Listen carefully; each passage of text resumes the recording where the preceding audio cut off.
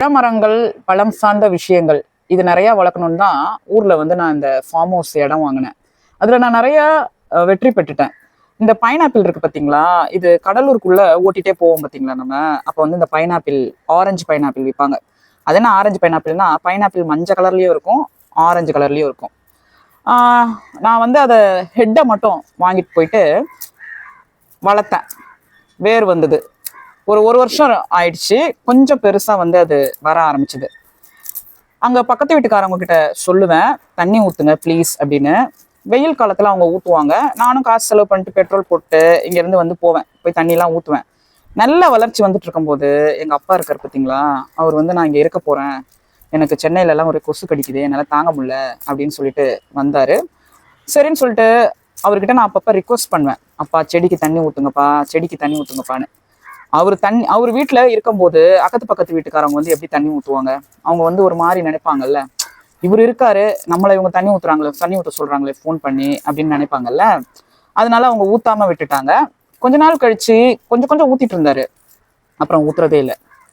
வாழை மரம், மாமரம் இதெல்லாம் வந்து பெருசா இருக்கும் பாத்தீங்களா, அது நல்லா பெருசா வந்துருச்சு.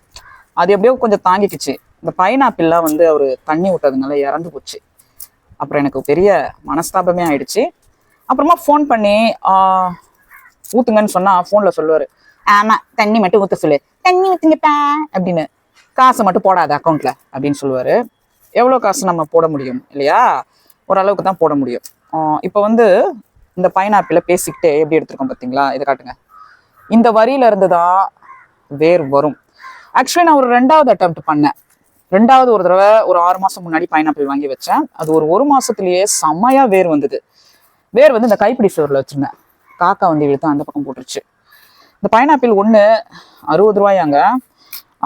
இப்போ வந்து நான் என்ன சொல்ல வரேன் அப்படின்னா, இது 60 ரூபாய்னால நான் வளர்க்கல, நான் பல தடவை அட்டெம்ப்ட் பண்ணி இதுக்கு எனக்கு ஃபெயிலியர் ஆயிடுச்சு. இப்போ திரும்பவும் இந்த ஷார்ட்ஸ் மூலியமா நான் ஷேர் பண்ண விரும்புறது, நல்லா காட்டுங்க இந்த கிட்ட, திரும்பவும் நான் வளர்க்க போறேன். ஆனா பெரிய தொட்டில, இங்க பாருங்க, இதுல வச்சு தரையில வைக்க போறேன். தரையினா இப்படி கீழே மாடி தொட்ட கீழே இருக்கு பார்த்தீங்களா, அதுல வந்து நான் வச்சிட போறேன்.